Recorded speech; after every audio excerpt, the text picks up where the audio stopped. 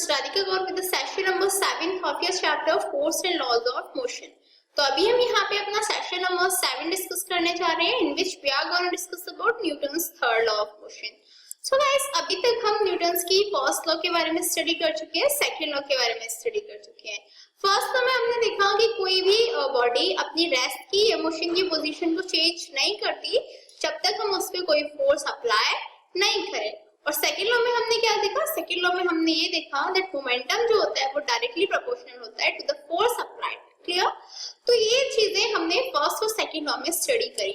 अब बात आती है न्यूटन्स की जो थर्ड लॉ है वो क्या है, उसकी एप्लीकेशंस क्या है, कहाँ पे जो न्यूटन्स की थर्ड लॉ है वो अप्लाई होती है, उसके एग्जांपल्स क्या हैं. तो यहाँ पे हम डिटेल में न्यूटन्स की थर्ड लॉ को स्टडी करने जा रहे हैं. So let's start our session with Newton's third law of motion. Actually, it is stated that there is an equal and opposite reaction for every action. Newton's की third law of motion के according क्या है? उसकी third law of motion के according हमें ये पता है कि there is an equal and opposite reaction for every action. जो भी एक्शन परफॉर्म होता है उस एक्शन के लिए एक इक्वल और अपोजिट रिएक्शन रहता है. Clear? That there is an equal and opposite reaction for every action. Is that clear to you? Now the thing is that अभी एग्जांपल्स के लिए हमने या फिर और भी हम इसके बारे में डिटेल में स्टडी करें तो we can understand in a better way by taking the example that whenever one object exerts a force on one another, the second object exerts an equal and opposite force on the first object. Suppose करो कोई एक object है जो किसी another object पे force apply कर रहा है, तो जो अनदर ऑब्जेक्ट है दैट इज जो सेकंड ऑब्जेक्ट है वो भी इक्वल और अपोजिट फोर्स अप्लाई करेगा on the first object. Clear? That whenever an object exerts force on another object then the second object exerts an equal and opposite force on the first object. काफी easy से example लेते हैं. Suppose that कभी आपके teacher ने या फिर आपके पेरेंट्स ने आपको स्लैप किया है. यदि आपको स्लैप किया होगा तो definitely you will have reddish face. ठीक है, आपको ऑब्वियसली वो आपकी चीक पे काफी तेज से लगेगा. But you have to notice one thing, जिस पर्सन ने आपको हिट किया, जिस पर्सन ने आपको स्लैप किया, उसका जो हैंड होगा वो भी वार्म हो जाएगा. वो वार्म क्यों हुआ? क्योंकि आपने भी उस पे इक्वली फोर्स लगाई जितनी उसने आप पे लगाई. क्लियर? तो सिंपल सा है, whenever one object exerts a force on another object, the second object exerts an equal and opposite force on the first object. Clear? Thus, action and reaction forces are equal in magnitude and opposite in direction. जो action और reaction force होती है वो magnitude में तो equal रहती है, लेकिन डायरेक्शन वो अपोजिट रहती है. Clear? That action and reaction forces are equal in magnitude and opposite in direction. They still do not cancel each other's effect because they act on the different objects. लेकिन opposite direction होने के बावजूद ये एक दूसरे को cancel नहीं कर सकती, एक दूसरे के इफेक्ट को न्यूट्रलाइज नहीं करती. और ऐसा इसीलिए होता है बिकॉज ये क्या करती है, जो एक्शन रिएक्शन फोर्सेस है वो दो डिफरेंट ऑब्जेक्ट्स पे एक्ट करती हैं, डिफरेंट ऑब्जेक्ट्स को अफेक्ट करते हैं. This is the reason even being in opposite in direction they do not cancel each other's effect. Clear? Now the thing is that अब बात आती है जो न्यूटन्स की थर्ड लॉ है उसकी एप्लीकेशंस क्या है. तो Newton's third law of motion की नॉर्मली किकिंग द वॉल, जो किसी भी वॉल को किक करना, वहां पे न्यूटन्स की थर्ड लॉ अप्लाई होती है. वॉकिंग ऑफ अ पर्सन, कोई भी पर्सन जब वॉक करता है तो वहां पे न्यूटन्स की लॉ जो थर्ड लॉ है वो अप्लाई होती है. रिकॉइल ऑफ गन, गन के रिकॉइलिंग में न्यूटन्स की थर्ड लॉ अप्लाई होती है. Propulsion of a boat in forward direction, कोई भी बोट है उसका जो प्रोपल्शन होता है फॉरवर्ड डायरेक्शन में वो भी न्यूटन्स की थर्ड लॉ की बेसिस पे होता है. स्विमिंग ऑफ अ पर्सन, कोई भी पर्सन जब स्विम करता है तो वो भी Newton's third law of motion से होता है. एंड रॉकेट प्रोपल्शन भी न्यूटन्स की थर्ड लॉ ऑफ मोशन का ही एप्लीकेशन है. बट बात आती है इन सबको हम कैसे रिलेट कर सकते हैं, Newton's third law of motion इन्हें कैसे एक्सप्लेन करती है वो अभी यहाँ पे हम डिस्कस कर लेते हैं. एक्चुअली फर्स्ट मैंने आपको बताया किकिंग द बॉल. तो किकिंग द बॉल में Newton's third law of motion कैसे अप्लाई होती है? Actually in the football match the footballer is kicking the ball with a greater force and collides with a player of the opposite team. Both feel hurt because each applied a force to the each other. जब भी किसी भी football match में यदि एक footballer है वो ball को किक कर रहा है, तो क्या होगा, बॉल किक कर रहा है वो एक ग्रेटर फोर्स के साथ, तो वो कोलाइड करेगा किसी और प्लेयर के साथ, अपोजिट टीम के प्लेयर के साथ, but they both feel hurt, उन दोनों को ही हर्ट होगा। क्यों? क्योंकि दोनों ने एक दूसरे पे equal and opposite force apply की। क्लियर? तो ये किसकी वजह से हुआ? जैसे एक प्लेयर ने एक्शन परफॉर्म किया तो दूसरे की तरफ से रिएक्शन आया, जितना उसने एक्शन परफॉर्म किया उतने ही इक्वल अमाउंट में रिएक्शन बैक होके आया। तो यही तो थी ना हमारी न्यूटन्स की third law, that every action has equal and opposite reaction. Clear? That in a football match, the footballer is kicking the ball with a greater force and collides with a player of opposite team, then both will feel hurt because each applied a force to the other. Next आता है walking of a person. जो walking of a person रहती है, कोई भी person walk कर रहा है, वहां पे भी जो न्यूटन्स की थर्ड लॉ है वो अप्लाई होती है, because a person is able to walk because of the Newton's third law of motion. Newton's third law of motion की होने की वजह से ही जो पर्सन है वो वॉक कर पाता है, वरना कोई भी पर्सन वॉक नहीं कर पाएगा। Actually, during walking, a person pushes the ground in backward direction, and in the reaction, ground also pushes the person with equal magnitude of force, but in opposite direction. क्या होता है जब walk करता है कोई भी पर्सन, जब walk करता है तो क्या होता है, जो पर्सन है वो ग्राउंड को बैकवर्ड डायरेक्शन में पुश करता है। जब वो ग्राउंड को बैकवर्ड डायरेक्शन में पुश कर रहा है तो ऑब्वियसली ग्राउंड क्या करेगा, ग्राउंड जो है रिएक्शन परफॉर्म करेगा, रिएक्शन परफॉर्म करेगा उसके एक्शन को, पर्सन का एक्शन था, उस एक्शन के थ्रू वो ग्राउंड को बैकवर्ड डायरेक्शन में पुश कर रहा था। तो अब जो ग्राउंड है वो इक्वल रिएक्शन देगा, उसकी जो रिएक्शन होगी उसके अकॉर्डिंग जो पर्सन है उसको ग्राउंड पुश करेगा इक्वल मैग्नीट्यूड के साथ, बट किसमें करेगा, अपोजिट डायरेक्शन में। दैट इज यदि पर्सन ग्राउंड को बैकवर्ड डायरेक्शन में पुश कर रहा था तो पर्सन को जो ग्राउंड है वो फॉरवर्ड डायरेक्शन में पुश करेगा, and this is the reason जो वॉकिंग है वो हो जाती है, that is this enables him to move in forward direction against the push, और इसी की वजह से जो पर्सन है वो फॉरवर्ड डायरेक्शन में मूव कर सकता है अगेंस्ट द पुश। क्लियर?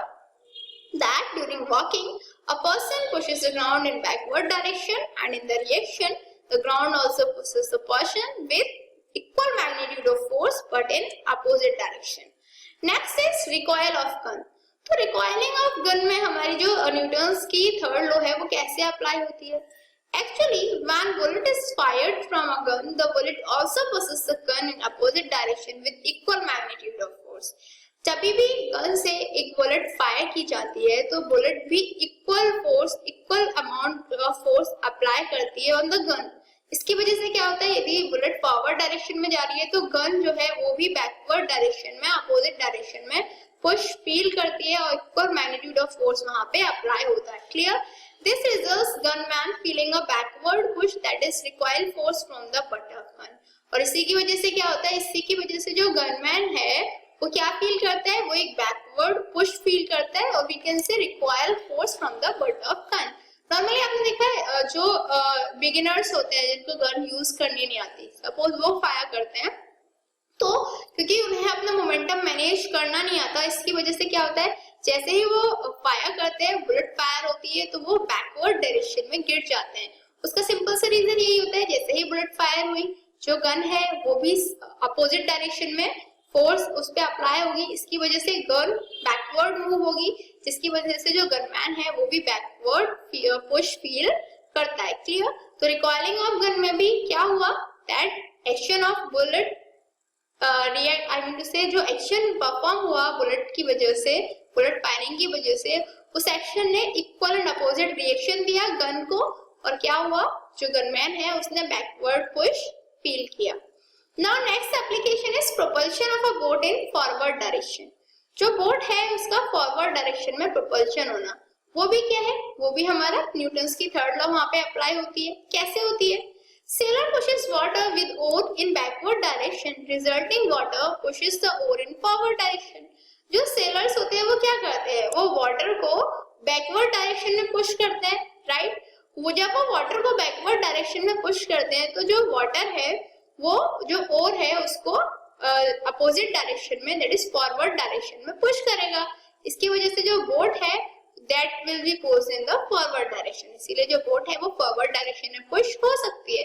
तो ये किसकी वजह से हुआ, ये भी न्यूटन्स की थर्ड लॉ ऑफ मोशन की वजह से हुआ। दैट इज जब वाटर को हम बैकवर्ड डायरेक्शन में पुश कर रहे हैं तो वाटर बोट को, दैट इज ओर को फॉरवर्ड डायरेक्शन में पुश करेगा, जिसकी वजह से बोट हमारी कंटिन्यूअसली फॉरवर्ड डायरेक्शन में मूव करेगी। Force applied by oar and water are of equal magnitude but in opposite direction. जो फोर्स ओर और वाटर के थ्रू अप्लाई की जाएंगी वो इक्वल मैग्नीट्यूड में होंगी, लेकिन दोनों एक दूसरे के अपोजिट डायरेक्शन में रहेंगी। नेक्स्ट आती है हमारी स्विमिंग ऑफ अ पर्सन। कोई भी पर्सन जब स्विम कर रहा होता है तो वहां पे भी हमारी न्यूटन्स की थर्ड लॉ अप्लाई होती है। कैसे? Actually during the swimming a swimmer pushes the water backward with his hands and legs. Swimming के टाइम पे क्या होता है, जो स्विमर है आपने देखा वो अपने हैंड्स के थ्रू, लेग्स के थ्रू जो वाटर है उसे बैकवर्ड डायरेक्शन में पुश करता है। अब जब वो वाटर को बैकवर्ड डायरेक्शन में पुश कर रहा है तो क्या होगा, the water exerts an equal and opposite push on the swimmer's body which makes the swimmer move forward। तो जो वाटर होगा वो भी इक्वल एंड अपोजिट रिएक्शन देगा, वो भी इक्वल एंड अपोजिट पुश लगाएगा स्विमर की बॉडी पे, जिसकी वजह से जो स्विमर है वो फॉरवर्ड डायरेक्शन में मूव कर पाएगा। तो ये भी किसकी वजह से परफॉर्म हुआ, ये भी हमारा न्यूटन्स की थर्ड लॉ ऑफ मोशन की वजह से हुआ। दैट इज जो वाटर था उस पे जो स्विमर है वो एक्शन दे रहा है, तो वाटर स्विमर पे रिएक्शन दे रहा है। क्लियर? दैट इज यदि जो वाटर को बैकवर्ड डायरेक्शन में मूव कर रहा है स्विमर, तो जो वाटर है वो स्विमर को फॉरवर्ड डायरेक्शन में मूव कराएगा। क्लियर? नेक्स्ट आता है हमारा रॉकेट प्रोपल्शन। तो रॉकेट प्रोपल्शन में भी हमारी जो न्यूटन्स की थर्ड लॉ है वही अप्लाई होती है। कैसे? The propulsion of rocket is based on the principle of action and reaction। जो रॉकेट प्रोपल्शन होता है वो भी एक्शन और रिएक्शन के प्रिंसिपल पे ही बेस्ड रहता है। The rapid burning of fuel produces hot gas which rush out from the nozzle at the rear end at a very high speed। जो जितने भी हमारी रैपिड बर्निंग होती है फ्यूल्स की और रॉकेट्स में, वो क्या करती है, हॉट गैस का प्रोडक्शन करती है। वो हॉट गैसेस क्या करती है, they rush out from the nozzle at the rear end. जो रियर एंड होता है उधर से वेरी हाई स्पीड को मेंटेन करते हुए जो गैसेस हैं वो वहां से रश आउट कर लेती हैं, and the equal and opposite reaction force moves the rocket upward at a great speed. अब क्या है, जो गैसेस हैं वो बैकवर्ड डायरेक्शन में मूव हो रही हैं। जब गैसेस बैकवर्ड डायरेक्शन में मूव हो रही है तो क्या होगा, equal and opposite reaction create होगा। Equal and opposite reaction create होने की वजह से जो रॉकेट है वो अपवर्ड डायरेक्शन में एक ग्रेटर स्पीड के साथ मूव आउट करेगा। Clear? That the rapid burning of fuel produces hot gas which rush out from the nozzle at the rear end at a very high speed, and the equal and opposite reaction forces moves the rocket upward at a greater speed. Clear? By the way, it's a challenging question mark, and today's question is, why is person helpless when he falls on a spongy surface? कोई भी एक person helpless क्यों feel करता है यदि वो किसी spongy surface पे फॉल डाउन हो जाता है? You have to answer that, and your time to start now. 1, 2, 3, 4, 5. Time's up. So, have you answered this in your mind? Let's check out. Actually, it is because that in the case of a spongy surface, the change in momentum takes longer duration of time. So, force exerted on his body is less. क्या होता है spongy surface के case में, जो change in momentum है वो last time to से longer duration के लिए होता है। दैट इज जो चेंज इन मोमेंटम है वो टाइम ज्यादा लेता है, takes longer duration of time, जिसकी वजह से क्या होता है, जो फोर्स एक्सर्ट होती है उसकी बॉडी पे वो लेस फोर्स एक्सर्ट होती है। thereby person feels helpless. Clear? That in case of a spongy surface, the change in momentum takes longer duration of time, so force exerted on its body is less. So what did we learn today? आज हमने क्या study किया? आज हमने Newton's third law of motion के बारे में study किया।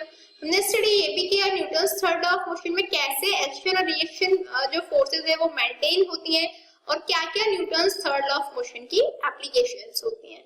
I think this is enough for this session. In next session, we are going to discuss more about this chapter. Till then, good luck.